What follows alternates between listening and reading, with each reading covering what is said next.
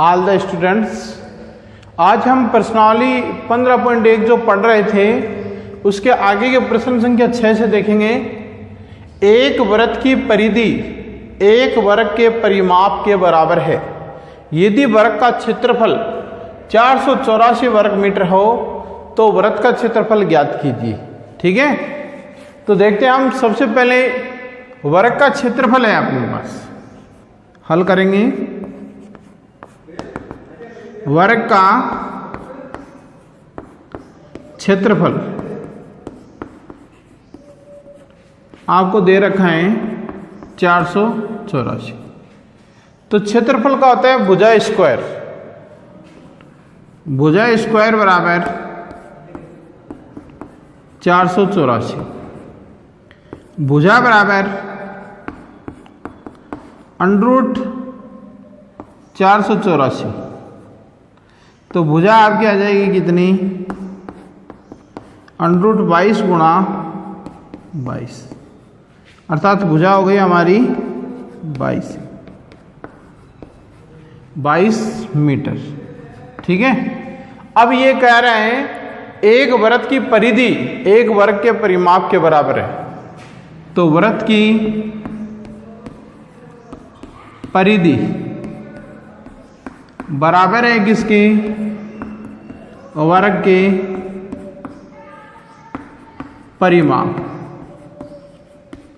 ठीक है, दोनों बराबर है।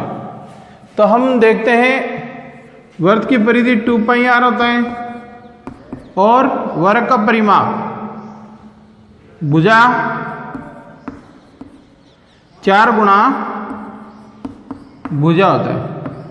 ठीक है, तो आपको पता है 2πr बराबर 4 गुणा 22 भुजा है। तो 2πr बराबर 88। r का मान ज्ञात कर लेंगे हम 88 गुणा 7/22 गुणा 2। 4 से काट दे 2, r बराबर 14 मीटर। त्रिज्या आपकी आ गई 14 मीटर। अब वृत्त का क्षेत्रफल पूछ रहा है वो, तो वृत्त का क्षेत्रफल हमारा सूत्र क्या होगा? πr²। तो 22/7 गुणा 14 गुणा 14, 7 दूनी 14, 44 को हम 14 से गुणा करेंगे 16 1 17, 4 4 6 1 6 बराबर 616 वर्ग मीटर। ठीक है, इस प्रकार से इस प्रश्न को हम हल करेंगे। ठीक है, तो देखिए आगे प्रश्न संख्या 7। एक वर्ताकार खेत पर ₹24 प्रति मीटर की दर से बाड़ लगाने का व्यय ₹5,280। इस क्षेत्र की ₹0.50 प्रति वर्ग मीटर की दर से जुताई कराई जाती है। खेत की जुताई कराने का व्यय ज्ञात कीजिए। देखिए हल करेंगे इसे। सबसे पहले हम परिधि ज्ञात करेंगे, तो हम ऐसे लिख देते हैं परिधि बराबर, ठीक है ना, तो बाड़ लगाने का कुल व्यय बट्टा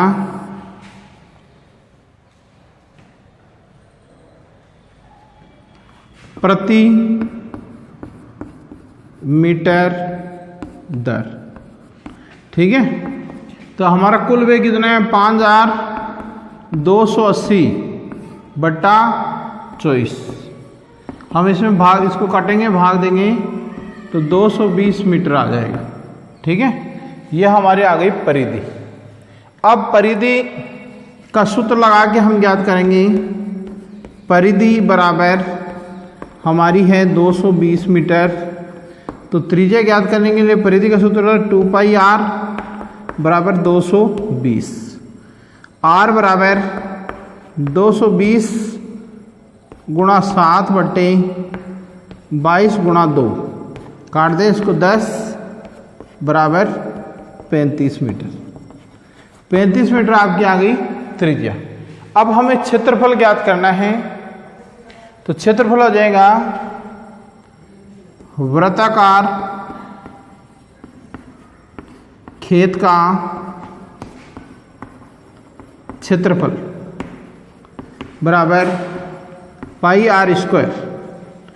तो 22/7 गुणा 35 गुणा 35, 7 पंजे 35, 110। 110 को हम 35 से गुणा कर देंगे, 5 5 5 0 5 5 5 0 3 3 0 5 8 3, ठीक है, 3850 वर्ग मीटर। अब यहाँ देखिए 1 वर्ग मीटर जुताई का खर्च दे रखा है 0.50, ठीक है ना। तो 3850 वर्ग मीटर जुताई का खर्च होगा। खर्च बराबर 3850 गुणा 0.50, 3850 है, इसको 0.50 से गुणा कर दे, 0 0 0 0 गुणा 0 25 2 40 2 42 4 15 4 19 19 25 0 0 दशमलव, इसलिए 1925 बराबर 1925 रुपये, ठीक है। इस प्रकार से हम इसे हल करें। हाँ देखिए अगला प्रश्न है, एक वृत्ताकार घास के मैदान की त्रिज्या 35 मीटर है, इसके चारों ओर 7 मीटर चौड़ा मार्ग बना हुआ है, मार्ग का क्षेत्रफल ज्ञात कीजिए। तो हम देखते हैं यहाँ कि ये एक छोटा वृत्त है, इस वृत्त की त्रिज्या 35 मीटर है, ठीक है, और इसके ऊपर एक वृत्त और बना हुआ है। जब एक वृत्त के ऊपर वृत्त बना हो वह वृत्त सेकेंद्रीय वृत्त होता है। तो इससे यहाँ की दूरी ये 7 मीटर है, तो ये कुल त्रिज्या हो गई कितनी, 42 मीटर। तो हम लिखेंगे छोटे वृत्त की त्रिज्या बराबर 35 मीटर, बड़े वृत्त की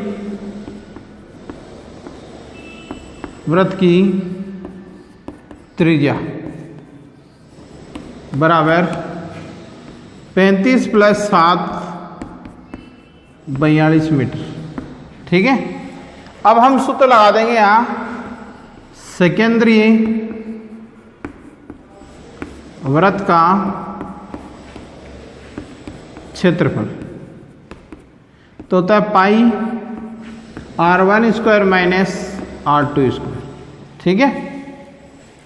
पाई का मान होगा 22/7, r1 आपकी 42² - 35², ठीक है।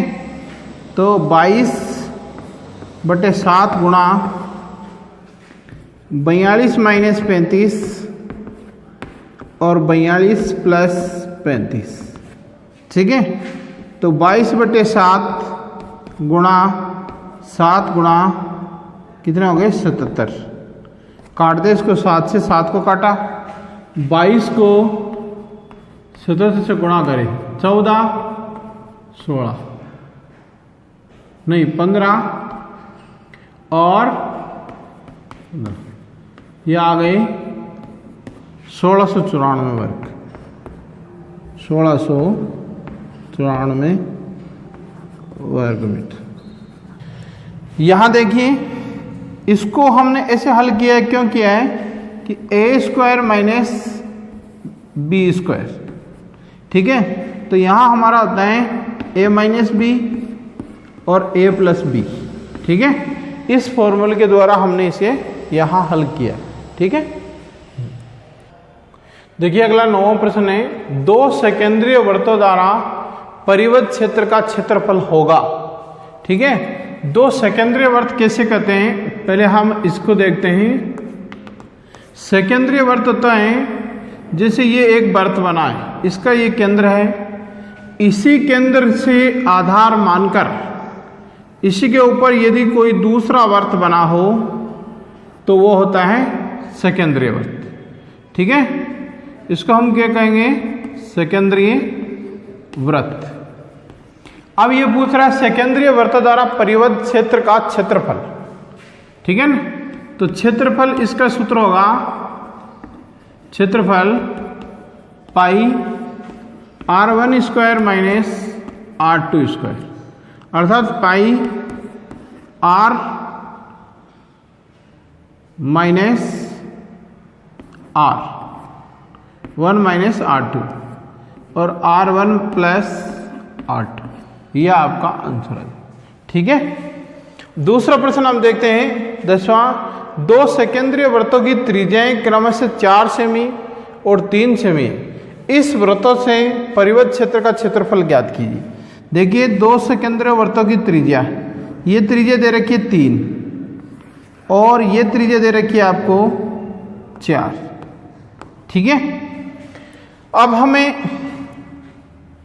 परिवृत्त क्षेत्र ज्ञात करना है। सेकेंद्रीय वृत्त का क्षेत्रफल पाई r1 square minus r2 square. ठीक है ना, तो 22/7